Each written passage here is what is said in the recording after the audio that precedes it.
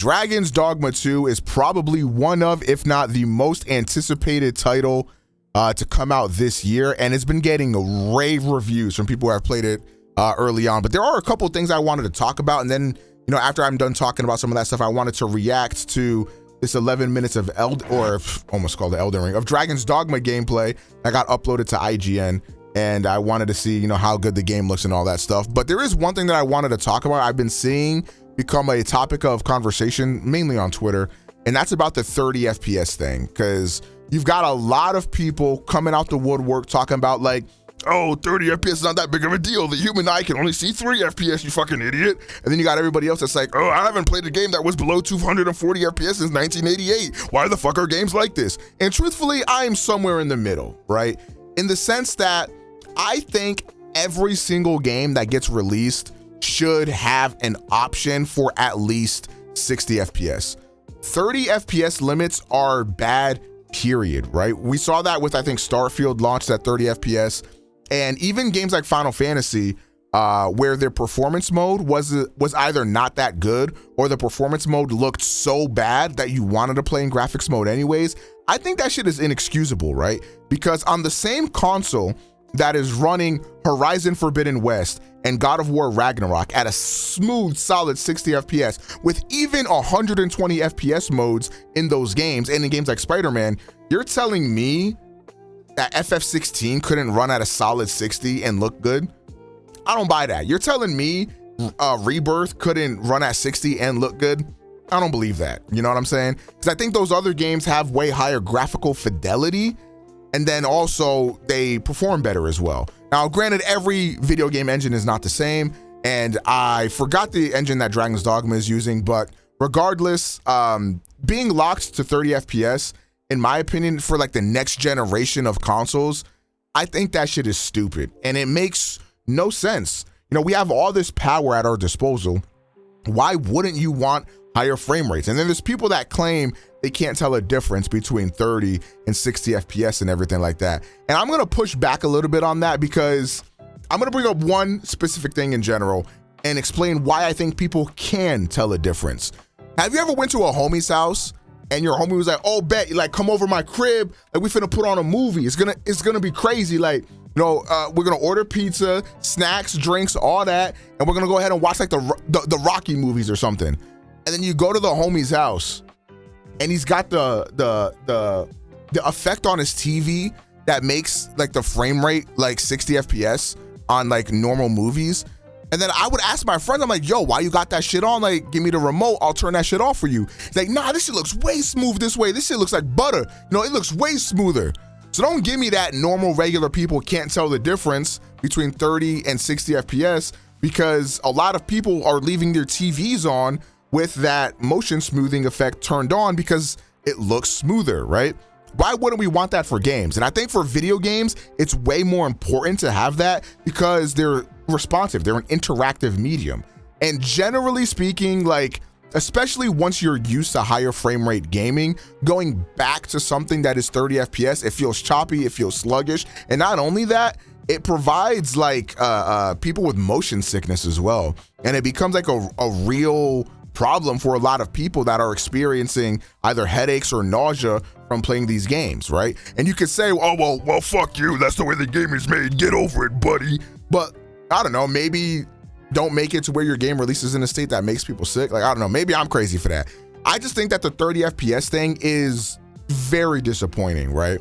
At the end of the day, it's their game, they can do whatever they want with their game, but as a consumer that is gonna be consuming this game, I'm allowed to complain about it as well, right? And, you know, some people in my chat, or, you know, people that know who I am, might ask me, well, why do you give a fuck anyways? You got a 4080 and all that shit, just play it on PC. Well, I've been on a recent kick lately where I've been wanting to own my games physically. And so with Dragon's Dogma 2 coming out, I wanted to buy that game on maybe my Xbox or PlayStation. I haven't really decided yet, because I want to own games physically now. And you don't really have that option on PC. So now I'm stuck with the choice where I can either get this game on PC and get the high frame rate and get the gameplay experience I want, but then not really own my game, or I can get the game physically, actually own my game, build up my collection, which is something that brings me joy, but have to play it at 30 FPS, right? And now I've played games that do feel good at 30 FPS. For example, I've been doing a replay through of Red Dead Redemption 2 on my PS5. And after a while, like, I start to not notice the 30 FPS as much, but I would argue that in a game like Red Dead, it's not as fast action paced. And when it gets to the moments where I have to aim and shoot at people, that's when I really feel that 30 FPS coming into play. And I feel like with Dragon's Dogma, which is a game that might be a little bit difficult, it's a high action RPG game. I feel like you really want that responsiveness from this game, you know? So like, I'm really, really disappointed that Dragon's Dogma 2 does not have an option to target for 60 FPS on consoles. And it also is like really disappointing because it's like, you know, the PS5 and Series X are not really that old, and we're already seeing the limits of this thing. Like, that's really disappointing to me, man. Like, I don't know, man. I just thought this was gonna be the generation where, like, yeah, it's gonna lag behind PC. Obviously, it always will eventually. But like, I thought the era of 30 FPS only games was over. I'm not gonna lie. I thought that with the PS5 and the Series X, we would never have to have a game that launches and it's only 30 FPS. But it seems to be becoming an increasing trend in a lot of video games where either the performance mode is either not there in the case of Dragon's Dogma, or is so bad that you're pretty much going to want to use the graphics mode anyways. Yes, Dragon's Dogma 2 is uncapped 30, so that theoretically means that if a PS5 Pro comes out or if a new Xbox Series console comes out, it will be able to achieve that 60 FPS target. But now what's going to happen is you're going to experience a lot of frame rate fluctuations, and then from that point, it's going to induce even more motion sickness and make people even more nauseous that experience those kinds of problems. So, you know, at the end of the day, that is still disappointing to me. Dragon's Dogma 2 looks generational. Like, this game looks so good, and I'm so excited for it. I will be playing it regardless. I just have to make the decision in my head of like, okay, am I going to own it physically, or am I going to get it on PC? And honestly, as much as I really want to play this game at a high frame rate, I think I will probably buy the game physically, just because I think that means more to me than, you know, the performance. But, you know, it is what it is. Without further ado, ladies and gentlemen, I'm sorry for yapping for so long, but I wanted to watch this gameplay and see how fucking generational this game looks, man. I cannot wait. Satanic, I appreciate that. Crazy name, by the way. How big is the leap from the PS5 to PS4? I think it was a pretty big leap, but I think the rumors are saying that the leap from PS5 to PS5 Pro is going to be the biggest leap in like between console generations ever. I think I saw a report that said something like that, which, like, you know, I don't really know. But yeah, I mean, I hope so. It's also hard because, you know, you can't really when you make a console, this thing has to be like $400, maybe $500 max, right? If you're releasing a console in this era, just with the way the economy is, what customers expect. So you can't give it like the craziest specs of all time, you know? So I understand, you know, Sony and Microsoft's position. It's a rough position to be in. But yeah, somebody asked, how's the performance mode on FF7 Rebirth? I've been playing on graphics. So the performance mode looks straight up bad. It looks dog shit. But if you set your PS5's output mode to 1440p instead of 4K, it looks so much better. It's still not great, but I would classify it as it's playable in the 1440p mode. You definitely feel how much softer the image is, but it doesn't have that really weird checkerboarding effect that happens on performance mode in 4K. It's really odd. But yeah, anyways, sorry, without further ado, Dragon's Dogma time.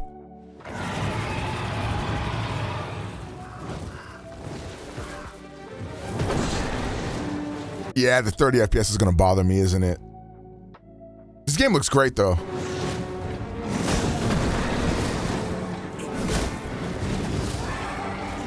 Wow.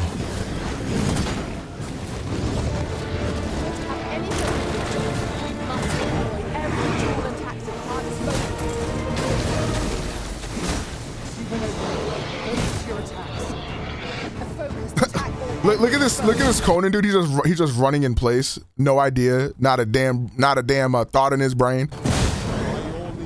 He said they're cooking up fried chicken.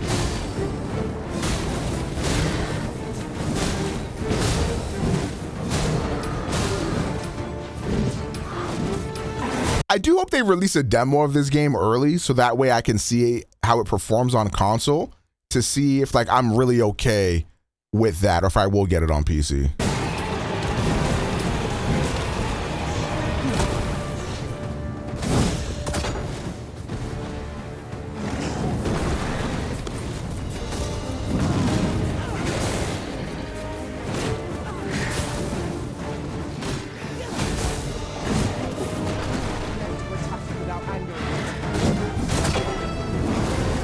Damn.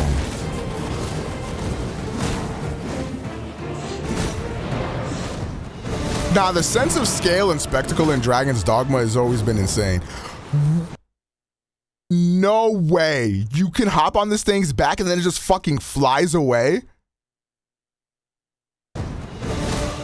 That is crazy. Oh shit, is he dead from this?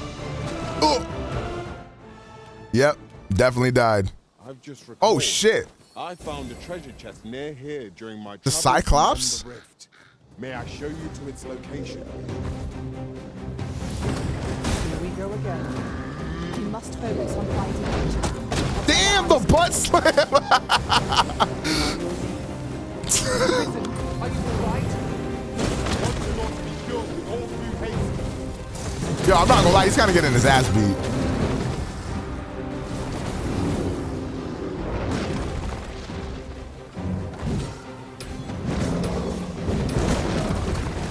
Okay, dashing up. This kind of reminds me of the insect glaive weapon from Monster Hunter. Like the way like you go aerial and shit.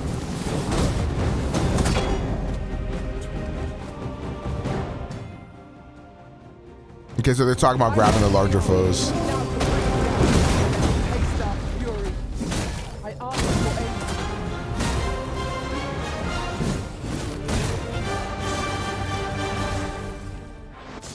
So they just slumped his ass? It doesn't look like he's dead yet. Oh, there he goes. Now he's dead. What vocation are you most excited for? I have not done like any like research into any of that stuff.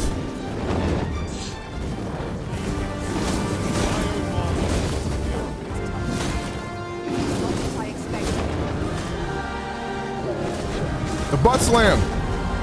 I wanted him to butt slam again.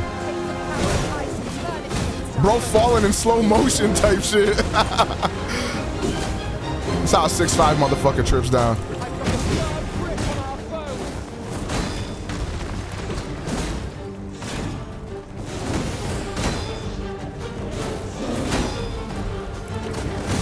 They should have let you on the sticks. You think so, bro?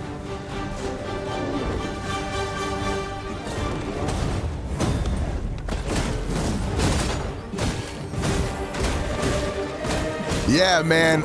According to like all of the people that have gotten to play this game early, like some people have, you know, expressed, you know, concern about the performance of the game because apparently not only is it only like targeting 30 FPS, but apparently it drops below 30 FPS quite regularly during gameplay, which kind of sucks. But outside of the performance, everybody's like, yeah, this is like the best game I've ever fucking played. Each to their own.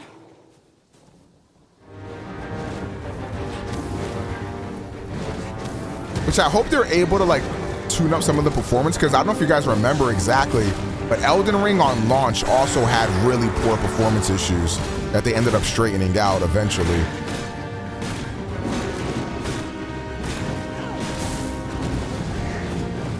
Yeah, I don't know. Now that I'm watching more gameplay, I'm leaning more towards PC because just watching the gameplay in 30 FPS, I'm like, damn, this could look so much smoother.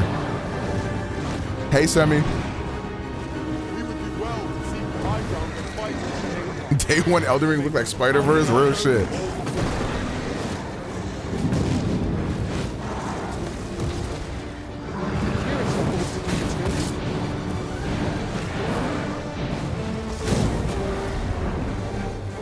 Jesus.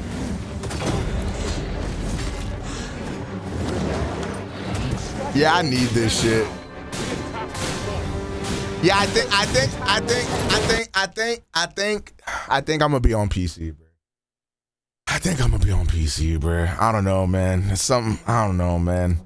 I don't know if I could play this shit at 30.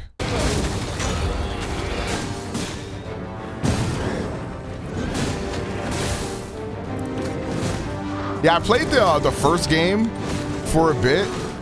I'm not gonna lie, the first game is really good. I think it holds up really well still.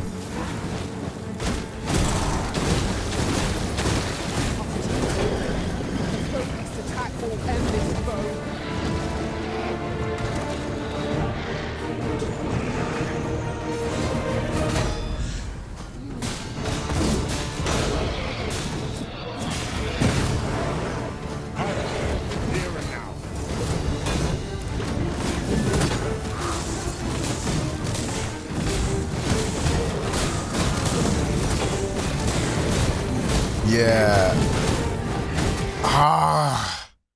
It sucks, man. I wanted to buy every game that came out this year physically, but I don't know if I can do this one, man. Like Rebirth, I could play at 30 FPS. It's whatever. This one, I don't know. It feels like I need that 60. Now, I really envy the people that say they really can't tell a difference between 30 and 60. Like, Godspeed to you, man. I wish I had that superpower, but I fucking don't.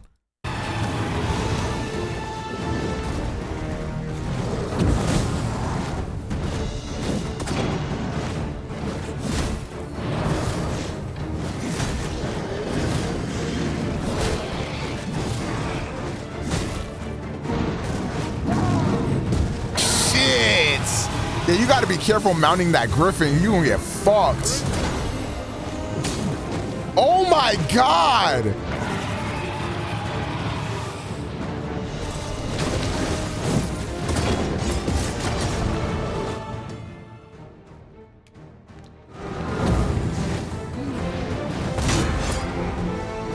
Oh, wow.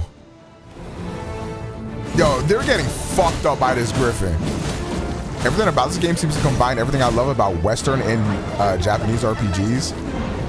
Yeah, I think the original Dragon Dogma was a lot like that too. Man, I hope the AI isn't stupid as fuck in this game. Actually, it's probably gonna be similar to like Dragon Dogma 1, right?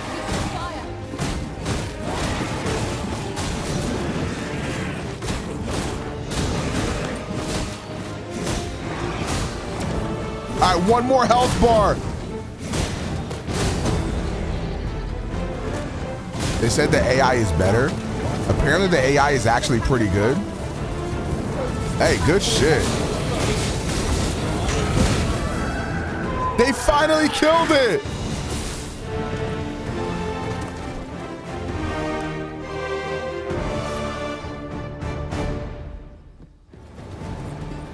Oh shit, we got some archery gameplay? Yeah, nah, I'm sorry. Doing the archery in 30 FPS, you a better man than me. Not happening.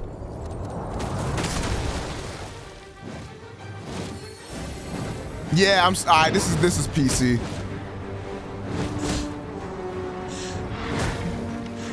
Okay, at this point, why would you ever mount the Griffin? When will this person learn? Every time they've mounted the Griffin, they've damn near died.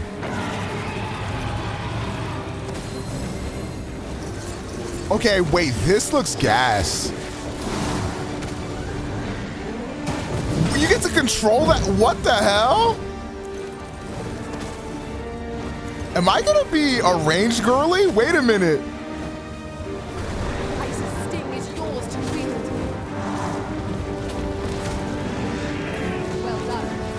The thing is, like, my whole thing about this is like, because somebody, Zachar said this is like a support healer class. I feel like in a lot of these RPGs, right? Like, can you really trust your AI to be DPS? That's the thing. You know, like. Congratulations! Oh. Ooh, wait, Thunder. That's if real. Monsters have a Death Star spot or something that is gonna be so sick. Yeah, that would be gas if yeah, like a little weak point you could just exploit to blow them up or some shit. That'd be fire. Yeah, I don't know. I feel like I wouldn't mind playing a support healer class, but like, I your AI is gonna have to be able to DPS. I can't click but oh, there we go.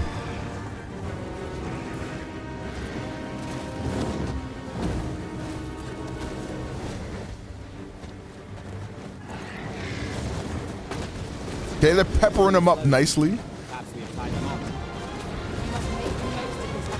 I mean, it looks like the AI is doing a lot of fucking damage. I'm not gonna lie. So that might not necessarily be a concern.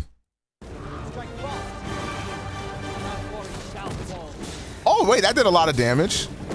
Oh no, this thing can deal a lot of damage. Oh no, this thing has crazy damage outputs. Yo, I'm not gonna lie. I might be a mage archer.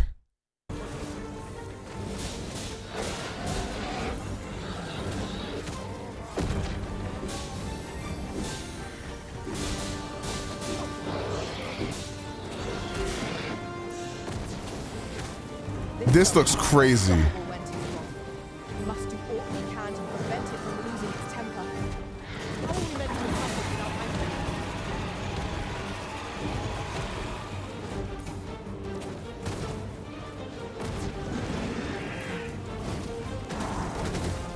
anger? Nah, chat. This class, this might actually be a class you can play in 30 FPS. Actually, it doesn't look like there's any like fine-tuned aiming.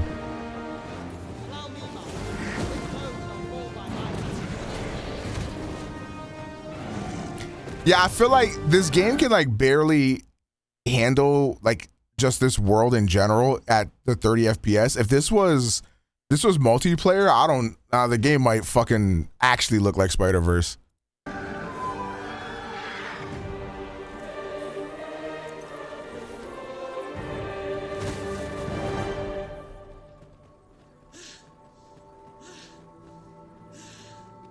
Okay, let's watch the if you're wondering showcases of the classes. Or vocations as they're called are in Dragon's Dogma 2 to play, then we have you covered here in this video. And thanks to the latest official live stream for Dragon's Dogma 2, we now have an extra hybrid vocation to add into the list. We want to quickly highlight our officially licensed Capcom Monster Hunter t-shirts and plushes. These are on a massive sale right now. Wait, that's actually dope. So they got like an official like Capcom collab type shit. That's actually pretty cool. Last at the link below. I really do need your guys' help and thoughts on something before we start. Traditionally, the Dragon's Dogma vocations have been color-coded, the warrior and fighter being red, the mage and sorcerer being blue, and so on, and this translated into the hybrid vocation classes as well, like the old Mystic Knight from the first game being a red-blue, a mixture. How do we feel about there being no fast travel in the game? That's something I'm gonna have to see how I feel about when I actually get to play the game. But off of reaction, I think that sucks. But I mean, we'll see. Maybe the game really is, maybe it doesn't really need it. The magic archer being blue-yellow, a mixture of the mage and the archer. But in the latest reveal for the new trickster vocation, we can see that the class icon is completely different with both purple and pink, two colors that we don't currently have any class to assign to. Now we could try and look at this as the color mixtures, with purple being a mixture of red and blue, but pink is red and white and there isn't a color for white. So could there be even more classes in the game that aren't okay yet? But here's the thing, there's official Capcom merchandise for Dragon's Dogma 2 in Japan, and just recently, it was updated with this vocation-themed t-shirt that shows all of the currently revealed vocations in a nice 3x3 grid. But the point I just want to see the classes, man. Create, print, and sell these t-shirts officially if they weren't the complete list of playable vocations in the game. If there are more in the game that will be revealed later, it would basically make this t-shirt a very odd design and would immediately outdate it. So after all of this, we just don't know what's going on with the colors here and if there's more classes or not. And it could just be that Dragon's Dogma 2 doesn't follow the same vocation logic as the first game. A great visualization of this would be Secret Wizard's post on Reddit. Because the old Strider class has now been split into the Thief and the Archer, we would be looking at a lot of possible hybrid vocations if a combination for everything existed, which doesn't seem very likely. Man, can I just see the classes, bro? They are planning to release expansions later. I just want to see the classes. In the game, there are 3 different categories of vocations: your starter, your advanced, and your hybrid vocations. Hybrids are exclusive to your player character, while the starter and advanced vocations can be selected for your AI party members called pawns. You will start the game by picking one of the 4 starter vocations. Okay, now we get into the info. Vocation to either a different starter, an advanced, or a hybrid vocation. We'll go over each of these and their classifications as we go through. Let's start off though with the hybrid vocations, and as we said before, these are only available for your player character. They generally mix together 2 different vocations into one, making for some very interesting and unique playstyles. So let's start it off with the Trickster. This is a new class that uses a unique weapon called the Sensor, which creates smoke to conjure illusions, causing enemies to fight each other. Wait, that's kind of gas. Beyond their limits. This class functions more as a support-focused buffer and caster, but don't let this fool you into thinking it's weak. With crazy moves like summoning an illusion drake to knock giant enemies out of the sky, to create literal walls to cross gaps in the environment, and more, the Trickster is for players who want to avoid the front lines but control the battlefield from safety. Also, we have a sneaking suspicion that this class might end up being very powerful, as it's a support-focused class in a single-player game. The buffs and abilities will need to be overtuned and powerful, or no one's gonna play it. Buffing AI and summons in single-player games can be very strong, so let's see how the Trickster turns out. Okay. Mystic Spearhand, another new vocation added into Dragon's Dogma 2. That looks pretty cool, chat. Another unique weapon called the Duo Spear, and oh, this is what the guy was using in the IGN gameplay. This makes it a well-balanced vocation to be effective from any range. With flashy melee combo attacks, magic abilities similar to the Force in Star Wars, you can throw objects or even enemies at each other, you can paralyze things, and even summon some kind of shadow clone to fight alongside. Hold on! The developer that worked on the main character in Devil May Cry 5 is also working on the moveset for this vocation. So, if you like action in your combat, this is likely a Hold on. Scratch that. Hold on. We have the Magic Archer. That looks crazy. Vocation from the first game. It uses a unique weapon called the Magic Bow, which doesn't require arrows but instead fires magic in all kinds of varieties and forms. They excel at long-ranged attack and supporting, with magic arrows that can heal, deal damage, lock onto enemies. Obelisk ain't for the 8 months. It does. HP to deal huge area of effect damage. This is a class if you like magical themed ranged attacks from afar. And then we have the advanced vocations, and these are sort of like an upgrade or an alternate version of the starter vocations. Currently we have the Warrior. This vocation has the single most powerful attack out of all of the classes, with a powerful charged attack. And they are masters and experts of two-handed weapons with access to great swords and hammers. They focus purely on physique with both survivability and offense. The Warrior is the class to go for if you like the idea of slaying monsters in style with big, meaty chops. Then on the other side of styles, you have the Sorcerer. This is a class specializing in various powerful magic attacks. Using a large staff to conjure their magic, their spells generally take longer to cast because they are so powerful. But as we saw in a recent showcase, that shit hitting 10 FPS, y'all. So if you cast the same spell as a pawn party member, you can sync together to speed up the cast and enhance it. So if that's you like pretty cool. Insane magic spells like meteor showers, maelstorms, and more, the Sorcerer is the class to pick. And then we have the starter vocations, and these are the ones that you will start the game with and offer a variety of different playstyles, from melee to ranged and magic. The Fighter is your sword and shield specialist with great survivability but also decent offense. You can block, parry and counter, so you can protect yourselves but also your party. It's the perfect class to get to grips with the gameplay and the monsters you fight, so if you want a balanced melee class to start with, the Fighter is a great pick. And then we have the Archer. They specialize in ranged attacks with a classic bow and arrow. If you want to sit further back from the front line and pelt your enemies with arrows of all kinds, they excel at attacking aerial enemies and creating openings for allies. The Thief, however, is a rapid-hitting dual dagger specialist. Hold on now, chat. Mobility. Hold on now, chat. Heavy damage to enemies, and they're great at climbing and attacking. Hey, yo. So if you want to dash around, hold on. The Thief is a no-brainer, and they can actually steal items from NPCs and enemies. Wait a minute. And then we have the Mage, perhaps the best class to pick for your main pawn. The Mage has powerful attack spells, but I might have to start off as a thief, y'all. I'm not gonna lie. Enemies, buff allies with elemental properties, and even heal your party with magic. So it's a good mix of offense and support magic. This is a great start for someone wanting to lean into the magical classes, but also a great pick for someone in your party to have so they can provide buffs and healing. So out of these starter classes, which one are you thinking of starting with? And Yeah, we're locked will you in. Switch into. I have my eye on. All right, chat. Yo, what did you guys think about Dragon's Dogma 2? Does this feel like a day one cop? Or are you gonna wait to see, you know, what the streets are saying? Like, how y'all feeling about it? I don't know. For me, like, I'll probably get it on day one and then like do a stream of it. That's my best. And see, you know, how viewership is. See how y'all liking it. If y'all jacking with it or not. You already pre-ordered it? Really? Start. Honorable Silent Ninja, thank you for the 74 months. I'll continue to rob you. It comes out on the 22nd. Actually, I will not be streaming it on day one because I'll be at PAX East, I fear. But when I get back from PAX East, we'll probably hit it up and see how it goes. But yeah, that's Dragon's Dogma 2. And I expressed some of my concerns, but overall, I think the game looks really good.